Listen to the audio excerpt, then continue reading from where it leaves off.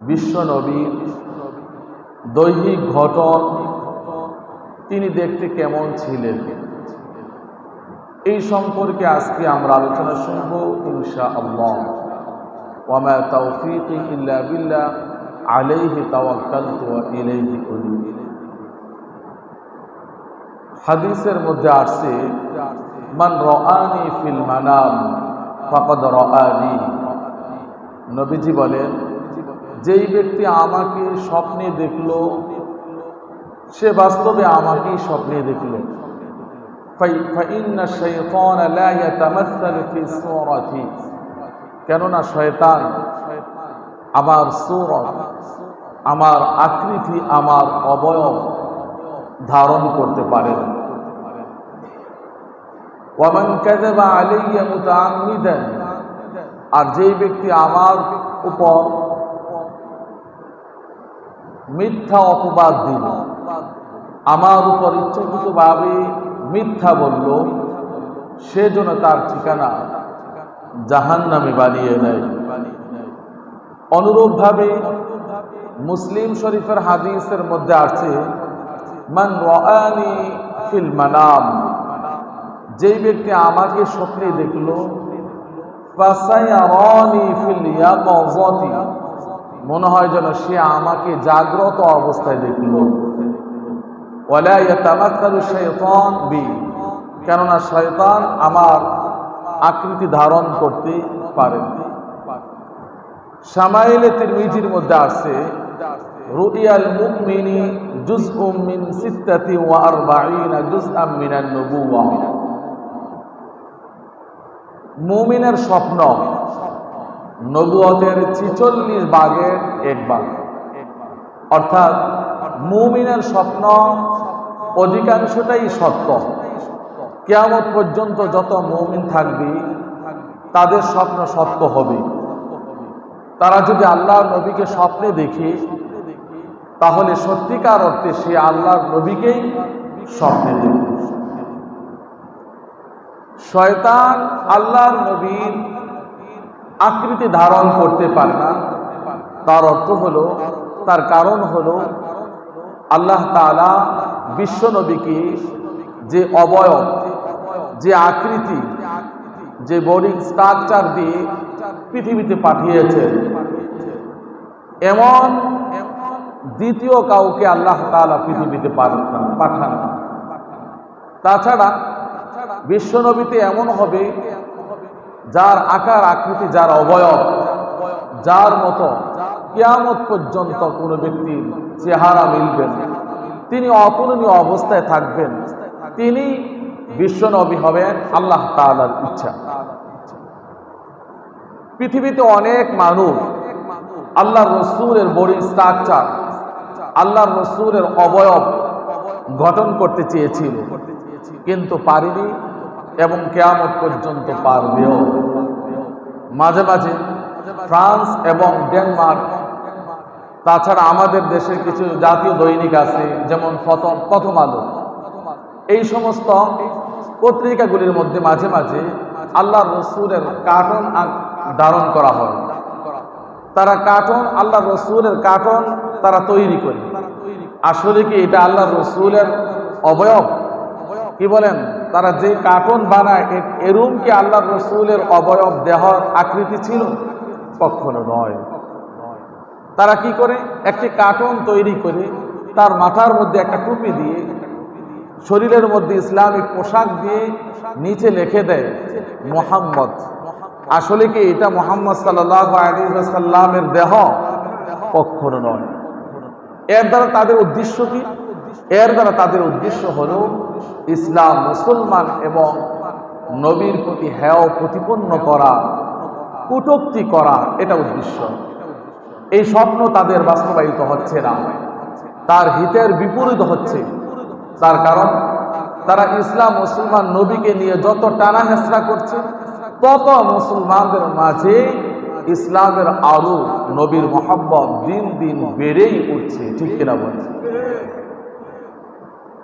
ইসলাম তো এমন একটা জিনিস,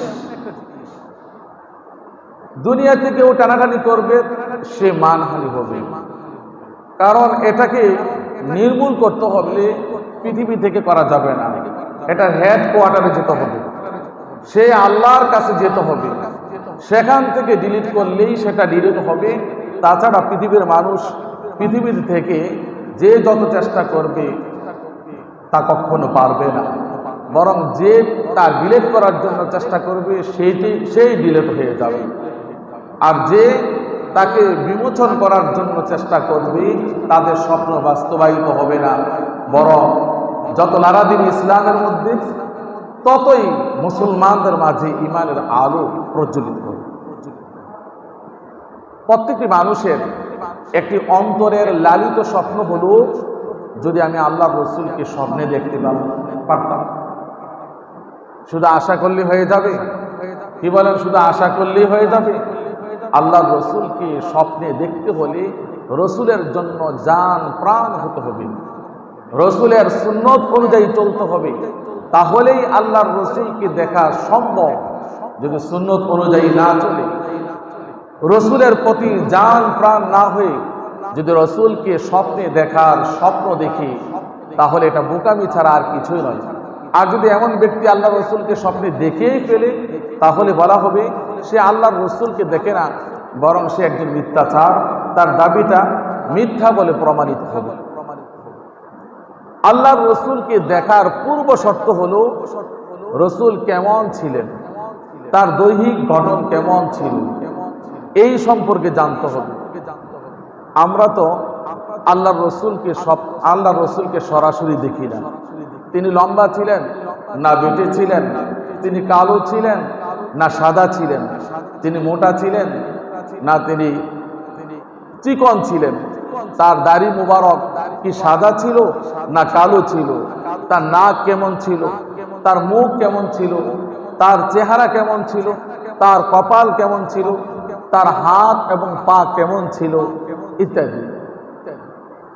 যদি কেউ বলে হুজুর আমি আল্লাহর রসুলকে স্বপ্নে দেখছি, যদি এই কথা কেউ বলে, আর যদি বলা হয় যে কেমন ছিল বলো তুমি দেখি, যদি বলে যে আল্লাহর রসুল স্বপ্নে দেখেছি সাদা ধবধবে, দাড়িগুলি সাদা, একেবারে সাদা দেখা যায়, সুন্দর দেখা যায়, তাহলে বলা হবে আপনি আল্লাহর রসুলকে দেখেন না, বরং আপনি অন্য কাউকে হয়তো স্বপ্নে দেখেছেন।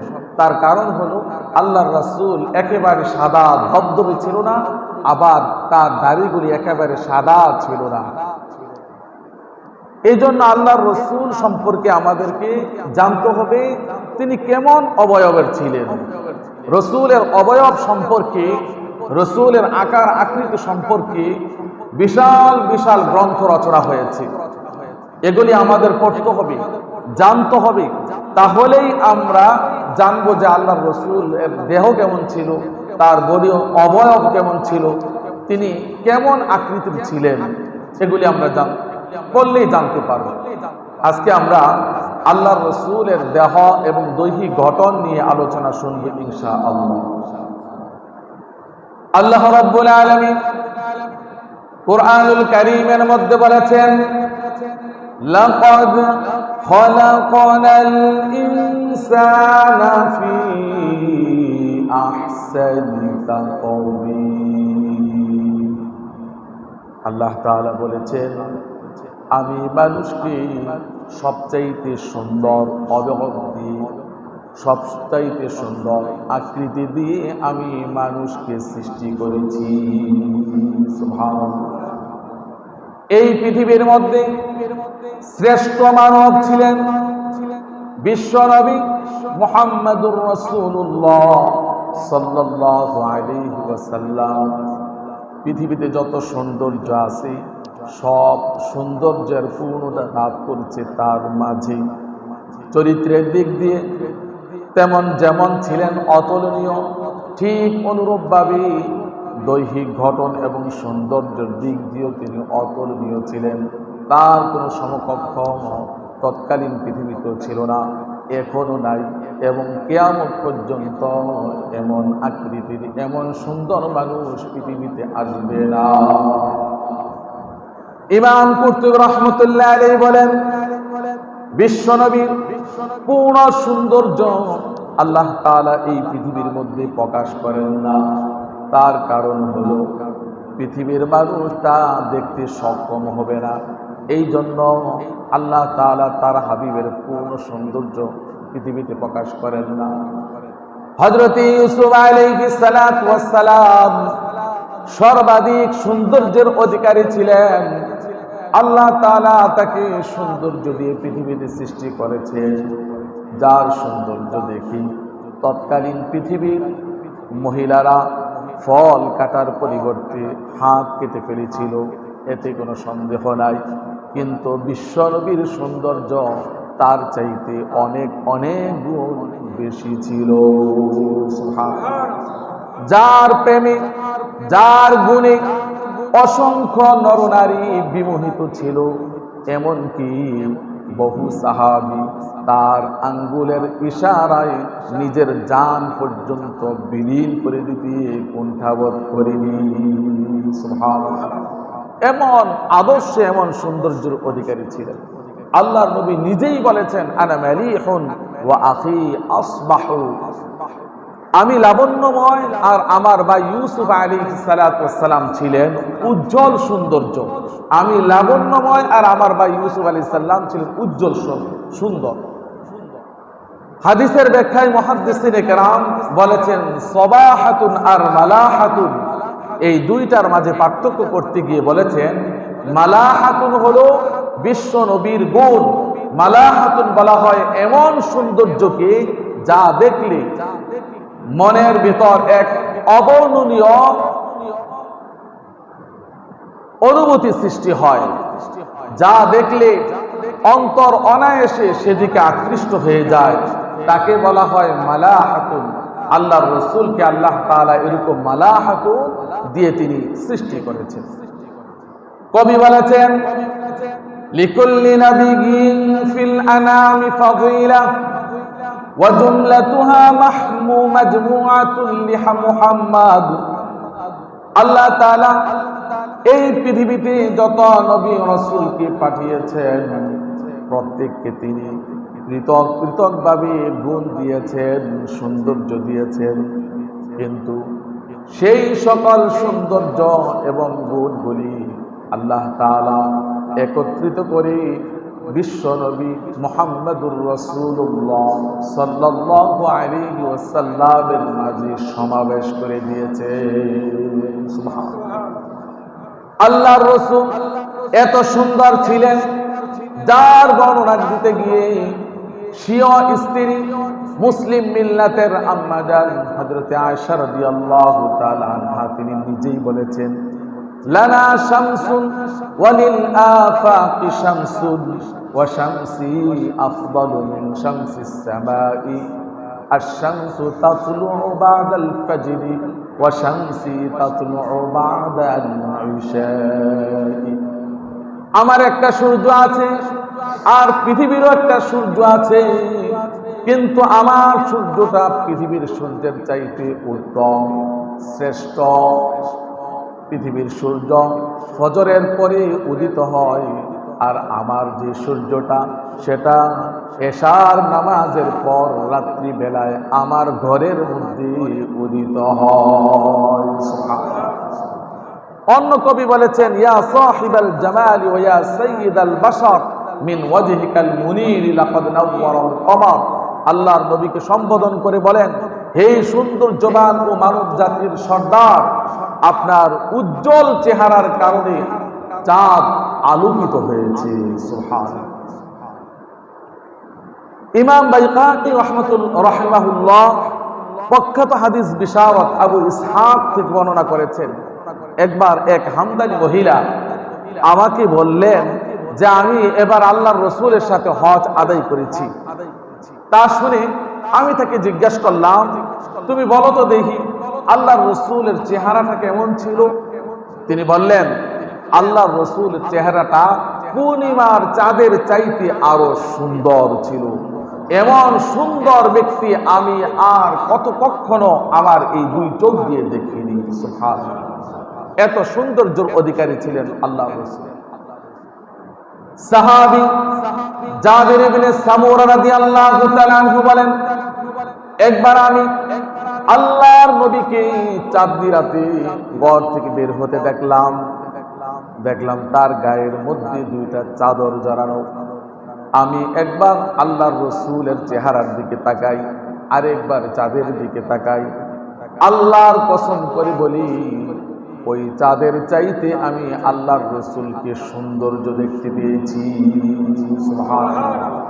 ওই চাঁদের চাইতে আরো সুন্দর আমি আল্লাহর রাসূলকে দেখতে পেয়েছি। আলী রাদিয়াল্লাহু তাআলা আনহু বলেন, লাম আরা ক্বাবলাহু ওয়ালা বা'দাহু ক্বাবল মিথলা।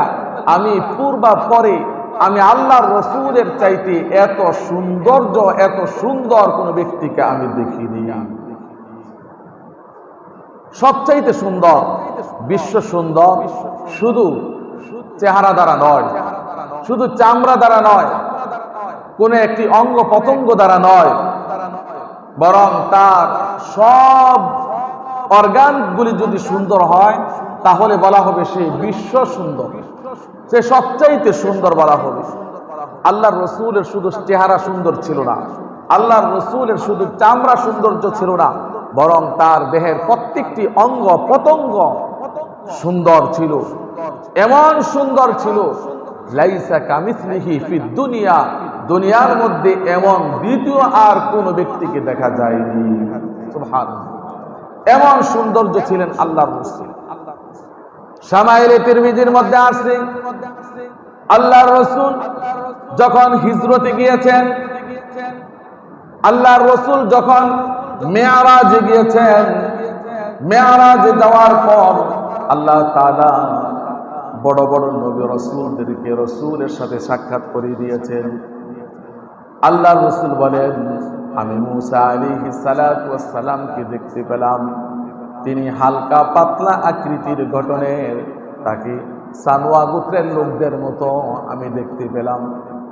হযরত ঈসা আলাইহিস সালাতু ওয়াস সালামকে আমি দেখতে পেলাম।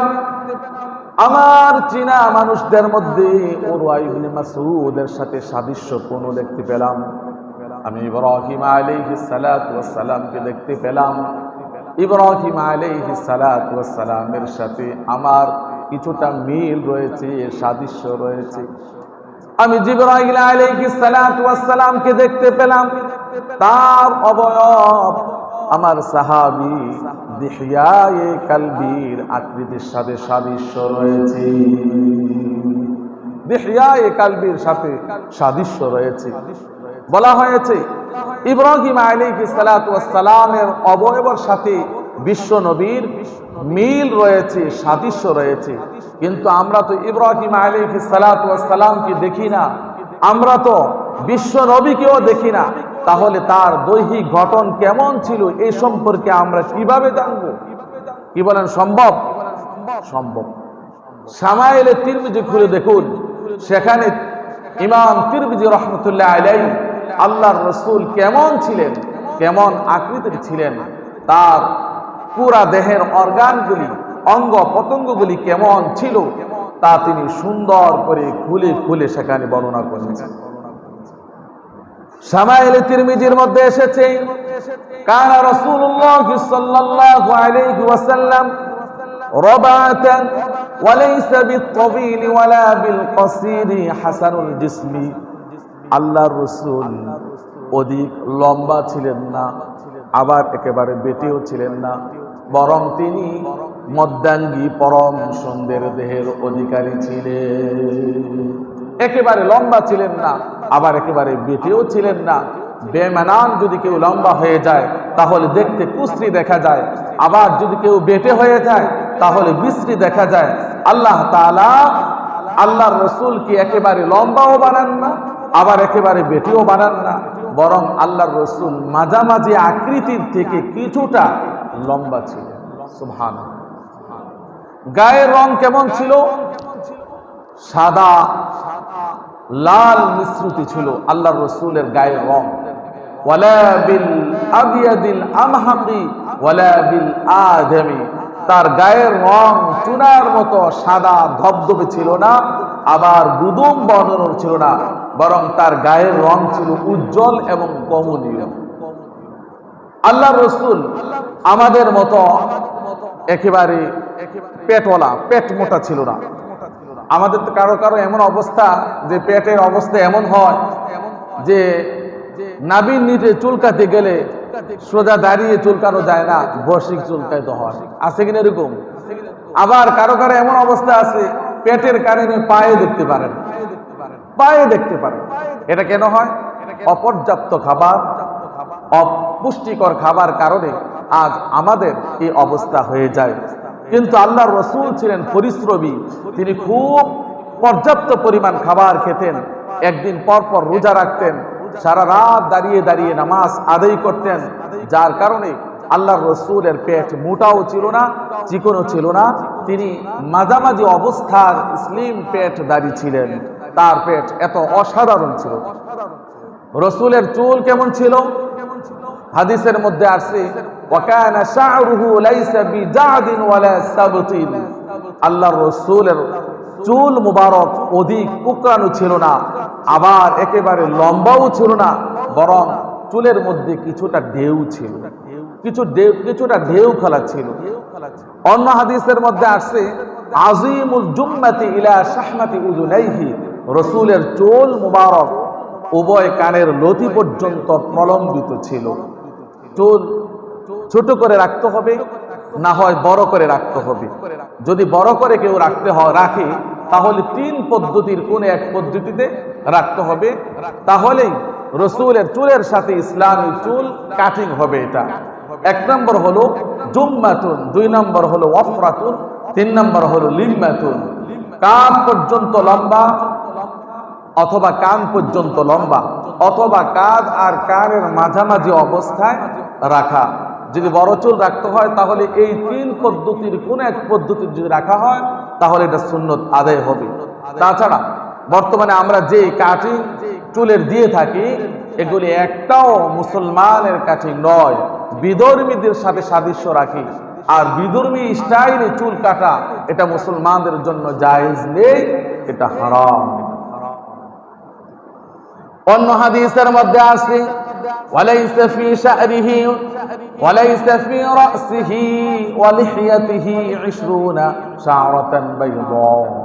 আল্লাহর রাসূলের মৃত্যু পর্যন্ত তার মাথা আর দাড়ি মুবারকের মধ্যে 20টার বেশি চুল পাকা ছিল না।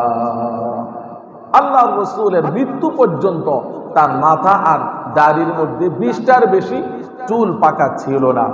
আল্লাহর রাসূলের ওফাতের সময় বার্ধক্যের কোনো প্রতীক, বার্ধক্যের কোনো আলামত তার মধ্যে খুঁজে পাওয়া যায় না। তার কারণ কি? বার্ধক্যকে মানুষ অপছন্দ করে, বার্ধক্যকে মানুষ অশুভনীয় মনে করে। এই জন্য আল্লাহ তাআলা তার রাসূলকে বার্ধক্য অবস্থায় মৃত্যু দেননি এবং চুলগুলি একেবারে পাকিয়েও দেননি। রাসূলের চেহারা ছিল খুবই লাবণ্যময় এবং নুরানি, পূর্ণিমার চাঁদের মতো চেহারার মধ্যে এক প্রকার নূর প্রকাশিত হতো। হাদিসের মধ্যে এসেছে আকানা ওয়াজহু রাসূলিল্লাহি সাল্লাল্লাহু আলাইহি ওয়াসাল্লাম মিথলা সাইফি ক্বালা লা বাল মিথলাল কমারি। এক ব্যক্তি হযরত বারা ইবনে আযিব রাদিয়াল্লাহু তাআলা আনহুকে জিজ্ঞাসা করলো আল্লাহর রাসূলের চেহারা মুবারক উজ্জ্বলতা এবং প্রশস্ততার দিক দিয়ে কেমন ছিল? এটা কি তরবারির মতো ছিল? তিনি বললেন না, এটা তরবারির মতো লম্বা একেবারে ঝকঝকে ছিল না, বরং আল্লাহর রাসূলের চেহারা পূর্ণিমার চাঁদের মতো উজ্জ্বল এবং কিছুটা গোলাকার ছিল। সুবহানাল্লাহ। অন্য বর্ণনার মধ্যে এসেছে ওয়ালাম ইয়াকুন বিল মুতাহহামি ওয়ালা বিল মুকালসামি ওয়া কানা ফি ওয়াজহিহি তাদবীরুন।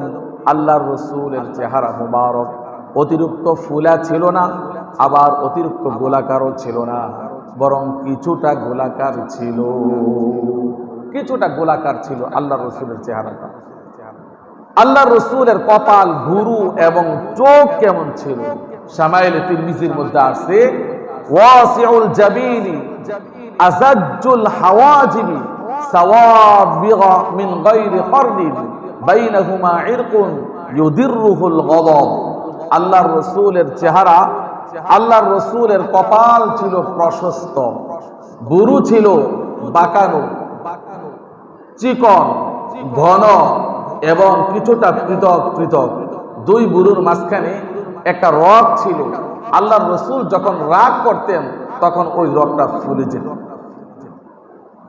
চোখ ছিল সম্পূর্ণ কালো এবং চোখের মাঝে লাল ডোরা ছিল, চোখের পলকগুলি বড় ছিল। আল্লাহ রসুল যখন কোনো ব্যক্তির দিকে তাকাতেন তখন তিনি পূর্ণ চেহারা দিয়ে তার দিকে তাকাতেন।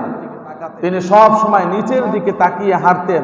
লজ্জাশীলতার কারণে কোনো ব্যক্তির সাথে যখন কথা বলতেন তখন তিনি পুরা চোখ দিয়ে কথা বলতেন না, বরং কিছুটা চোখ বাঁকা করে তিনি তার সাথে কথা বলতেন। আর যখন আল্লাহর রসুল হাঁটতেন তখন সাহাবাই কেরামকে আগে রাখতেন। যখন কারো সাথে সাক্ষাৎ হতো তখন সবার আগে আল্লাহর রসুলই ওই ব্যক্তিকে সালাম দিতেন। সুবহানাল্লাহ। আল্লাহর রসুলের নাক মুবারক কেমন ছিল? আকনাল ইরনিন লাহু নূরুন ইয়ালুহু ইয়াহসাবুহু মান লাম ইয়াতাআম্মালহু আশাম্মা। তার নাক ছিল কিছুটা উঁচু, তাতে একটি নূর চমকাতো নাকের মধ্যে। প্রথমে যদি কোনো ব্যক্তি দেখতো মনে করতো আল্লাহর রসুলের নাক অনেক বড় মনে হয়, আসলে তা বড় না, বরং নূর ঝলমল করার কারণে নাকটা বড় দেখা যায়। আল্লাহর রসুলের দাঁত কেমন ছিল? দাঁতগুলি পরস্পর মিলিত ছিল না।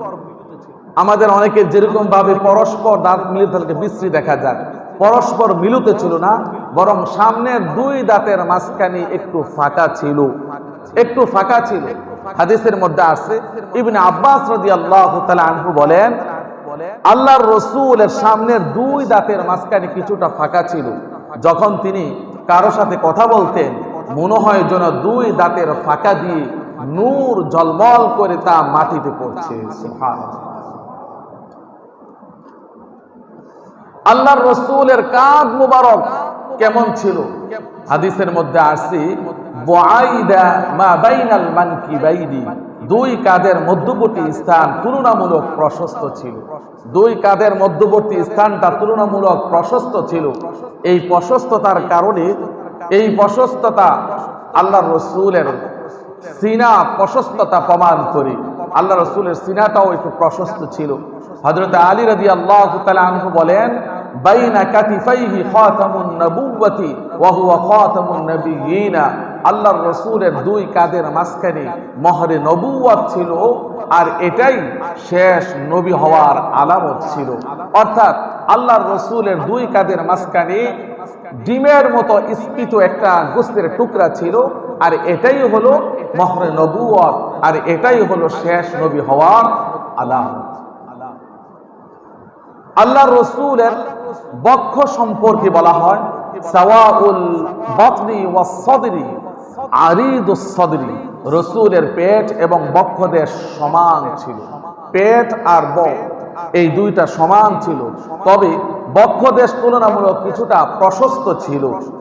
আজরাধু যু মাসরাবাতিন, তার দেহ, তার পবিত্র দেহে অতিরিক্ত কোনো পশম ছিল না। অন্যান্য মানুষের যেরকম ভাবে পশমে ভরপুর থাকে এরকম অতিরিক্ত কোনো পশম ছিল না। তবে রসুলের বক থেকে শুরু করে নাভি পর্যন্ত একেবারে চিকন একটা সরু চিকন একটা রেগ ছিল, যা রসুলের সৌন্দর্যকে আরো বৃদ্ধি করে দিয়েছে। সুবহানাল্লাহ। আল্লাহর রসুলের হাড়ের জোড়াগুলি মজবুত ছিল এবং হাড়গুলি মোটা ছিল, জোড়াগুলি, যা শারীরিক শক্তি প্রমাণ করে। আল্লাহর রসুলকে আল্লাহ তাআলা এমন শক্তি দিয়ে পৃথিবীতে পাঠিয়েছেন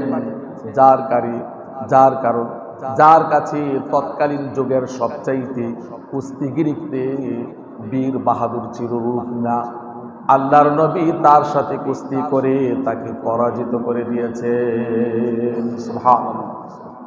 আল্লাহর রসুল যখন শরীর থেকে পোশাক খুলতেন তখন শরীরের অঙ্গ প্রত্যঙ্গগুলি থেকে নূর ঝলমল করত, আর যখন ঘাম ঝরত মনে হয় মণি মুক্তা টপ টপ করে পড়ছে। সেই ঘাম থেকে এক প্রকার সুগন্ধি ছড়িয়ে পড়ত। হাসাইসুল কুবরার মধ্যে এসেছে, ঘাম পড়ার সাথে সাথে সাহাবায়ে কেরাম তা তুলে নিতেন, এগুলিকে সুগন্ধি হিসাবে তারা ব্যবহার করতেন।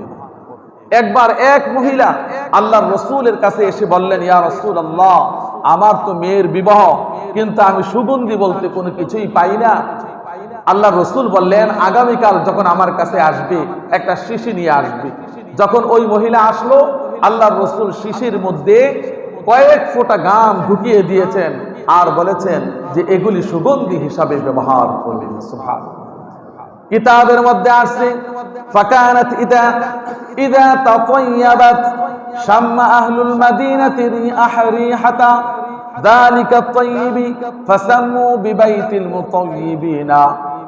যখন ওই মহিলা এই রাসূলের ঘাম সুগন্ধগুলি ব্যবহার করলো, তখন এই সুগন্ধ মদিনার মধ্যে ছড়িয়ে পড়ল। ফলে মদিনাবাসী ওই মহিলার ঘরকে মুতায়্যিবিন, সুবাসীদের ঘর হিসাবে ডাকা শুরু করলো, আখ্যায়িত করলো। সুবহানাল্লাহ। সুবাসীদের ঘর হিসাবে তার নামকরণ হয়ে গেল, তার ঘরের নামকরণ হয়ে গেল। আল্লাহর রাসূলের হাত এবং পা কেমন ছিল? শামাইলে তিরমিজির মধ্যে আছে, শাফনুল কাফাইনি ওয়াল কদামাইনি। আল্লাহর রাসূলের হাত পায়ের আঙ্গুলগুলি মোটা এবং মাংসল ছিল। হাত ছিল মসৃণ, মোলায়েম এবং বরকতময়। আর আল্লাহ তাআলা এই হাতের মধ্যে এত বরকত দিয়েছেন, যা পড়লে অবাক হয়ে যেতে হয়। আল্লাহর রাসূল যখন আকাশের দিকে তাকিয়ে যখন চাঁদকে ইশারা করেছেন, এই হাতের বরকতে আল্লাহ তাআলা চাঁদকে দুই টুকরা করে দিয়েছেন। সুবহানাল্লাহ। আল্লাহর রাসূলের হাতের বরকতে ছোট বকরির বাচ্চার ওলান থেকে দুধ বের হতে শুরু করলো। সুবহানাল্লাহ। একবার পানির অভাবে সাহাবায়ে কেরাম ওযু করতে পারছেন না, নামাজ পড়তে পারছেন না। আল্লাহর নবী একটা পেয়ালা আনার জন্য বললেন। পেয়ালার মধ্যে যখন হাত ঢুকালেন, দেখা গেল পেয়ালার নিচ থেকে পানি ঝর্ণার মতো উঠতে শুরু করলো। এমন পানি উঠতে শুরু করলো, 1400 জন মানুষ ওযু করেছে, তৃপ্তি সহকারে খেয়েছে, তারপরেও এই পাতিলার পানি কমে না। হাত ছিল এতই বরকতপূর্ণ। উহুদের যুদ্ধে আব্দুল্লাহ ইবনে জাহাশ রাদিয়াল্লাহু তাআলা আনহুর তরবারিটা ভেঙে গিয়েছে। তরবারি ভেঙে গিয়েছে। তিনি আল্লাহর রাসূলের কাছে আসছেন, এসে বললেন, ইয়া রাসূলুল্লাহ, আমার তো তরবারি ভেঙে গেছে, আমি কিভাবে যুদ্ধ করব? আল্লাহর রাসূল তার হাত দিয়ে খেজুর গাছের একটি ডাল তার হাতে তুলে দিলেন। দেখা গেল রাসূলের হাতের বরকতে মুহূর্তের মধ্যে ওই খেজুরের ডালটি তরবারিতে পরিণত হয়ে গেল। সুবহানাল্লাহ। হযরত সালমান ফারসি রাদিয়াল্লাহু তাআলা আনহু মুক্তির জন্য প্রয়োজন হলো 300 খেজুর গাছ লাগাবে এবং ফল ধরতে হবে। খেজুর গাছ যদি লাগায়, আস্তে আস্তে বড় হতে হতে অনেক বছর লেগে যায়। কিন্তু আল্লাহর রাসূল বললেন, 300 খেজুর গাছ নিয়ে আসো। আল্লাহর রাসূল নিজ হাতে খেজুর গাছগুলি রোপণ করলেন। দেখা গেল ওই খেজুর গাছগুলি রাসূলের বরকতি হাতের স্পর্শ পেয়ে এগুলি ওই বছরই বড় হয়েছে, বড় হয়ে ওই বছরই গাছের মধ্যে ফল ধরেছে।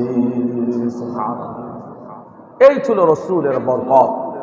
রাসূলের পা মুবারক কেমন ছিল এই সম্পর্কে বলা হয়, রাসূলের হাত পা মাংসল এবং আঙ্গুলগুলি বড় ছিল। পায়ের তলদেশে কিছুটা গভীর ছিল, পা মসৃণ ছিল, মোলায়েম ছিল। পা মসৃণ হওয়ার কারণে যদি পানি পায়ের মধ্যে পড়তো, আটকিয়ে থাকতো না, সাথে সাথে সেটা ঝরে পড়ে যেত। যখন তিনি হাঁটতেন তখন সবলে পা উঠাতেন এবং সামনের দিকে ঝুঁকে হাঁটতেন। মাটিতে খুব আস্তে আস্তে পা ফেলতেন, দ্রুত হাঁটতেন, পদক্ষেপগুলি বড় বড় দিতেন।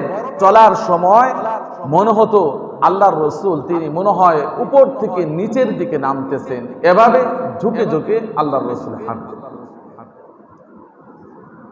আল্লাহর রাসূল কথা বলতেন কিভাবে? আম্মা জান হযরতে আয়েশা রাদিয়াল্লাহু তাআলা আনহা তিনি বলেছেন, কানা রাসূলুল্লাহ সাল্লাল্লাহু আলাইহি ওয়াসাল্লাম ইয়াসরুদু সারদাকুম হাযা ওয়ালাকিন্নাহু কানা ইয়াতাকাল্লামু বিকালামিন বাইয়িনিন ফাদলিন ইয়াহফাযুহু মান জালাসা ইলাইহি। আল্লাহর রাসূল আমাদের মতো অবিরাম এবং দ্রুত কথা বলতেন না। আমরা যেরকম ভাবে কথা বলতে গিয়ে বকবক শুরু করে দেই, এভাবে বকবক করে আল্লাহর রাসূল কথা বলেন না, অবিরাম কথা বলেন না, থেমে থেমে তিনি কথা বলেন, দ্রুত কথা বলেন না। তিনি ধীরে ধীরে স্পষ্ট ভাষায় তিনি কথা বলেন, যাতে করে যেই শুনে ওই ব্যক্তি যাতে তা অনায়াসে বুঝতে পারে, অনায়াসে তা মুখস্থ করে নিতে পারে। সুবহানাল্লাহ।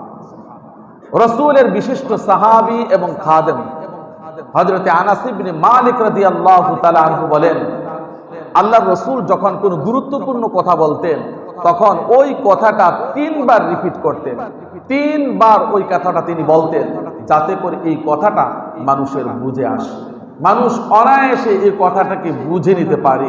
3 বার কথাটা বলতেন। আব্দুল্লাহ ইবনে হারিস রাদিয়াল্লাহু তাআলা আনহু বর্ণনা করেন, মা রাআইতু আহাদান আকসারা তাবাসসুমান মিন রাসূলিল্লাহ। আল্লাহর রাসূলের চাইতে অধিক মুচকি হাসি হেসে কথা বলতে আমি আর কাউকে দেখি না। আল্লাহর রাসূল মুচকি হেসে কথা বলতেন, কিন্তু খিলখিলিয়ে তিনি কথা বলতেন না, উচ্চ আওয়াজে তিনি কথা বলতেন না। আমরা যেরকম ভাবে হাসি, এভাবে হেসে হেসে তিনি কথা বলতেন না। যদি কথা বলতে গিয়ে, কারোর সাথে কথা বলতে গিয়ে, মন সন্তুষ্ট রাখতে গিয়ে কথা বলতে হয়, হাসতে হয়, তাহলে তিনি মুচকি হাসতেন। আর মুচকি হাসাই হলো ইসলামের মধ্যে সুন্নাত। এই ছিল আল্লাহর রাসূলের অবয়ব আকৃতি। রাসূলের আকৃতি অবয়ব সম্পর্কে যদি আমরা জানতে চাই, আর যদি আমাদের অন্তরের মধ্যে রাসূলকে দেখার মতো স্বপ্ন থাকে, তাহলে স্বপ্নে কোনো আজে বাজে ব্যক্তিকে দেখে বলা যাবে না যে আমি আল্লাহর রাসূলকে দেখেছি। আমি যদি রাসূলের অবয়ব সম্পর্কে ভালো করে জানি, তাহলে স্বপ্নে যদি এমন একজন ব্যক্তিকে আমরা দেখি, তাহলে আমার পড়ার সাথে আর স্বপ্নের সাথে মিলিয়ে বুঝতে পারবো আসলে এটা আল্লাহর রাসূল ছিল। আর যেই ব্যক্তি আল্লাহর রাসূলকে স্বপ্নে দেখে, ওই ব্যক্তির জন্য জাহান্নাম হারাম হয়ে যায়, জাহান্নাম হারাম হয়ে যায় ওই ব্যক্তির জন্য। এই জন্য রাসূলকে স্বপ্নে দেখা এটা সহজ ব্যাপার নয়। রাসূলকে স্বপ্নে দেখতে হলে রাসূলের জন্য জান প্রাণ হতে হবে। রাসূলকে স্বপ্নে দেখতে হলে রাসূল যেই কাজ করেছেন, যেই কাজ ছেড়েছেন, সেই অনুযায়ী চলতে হবে, সেই অনুযায়ী পরিবারকে চালাতে হবে, নিজে আপ্রাণ চেষ্টা করতে হবে। তাহলেই মনে মনে আশা করলে আল্লাহর রাসূলকে দেখা যাবে। আল্লাহ তাআলা আমাদেরকে আল্লাহর রাসূলকে দেখার তৌফিক দান করুন। আমিন। ওয়া আখিরু দাওয়ানা আলহামদুলিল্লাহি রাব্বিল আলামিন। আসসালামু আলাইকুম ওয়া রাহমাতুল্লাহি ওয়া বারাকাতুহু।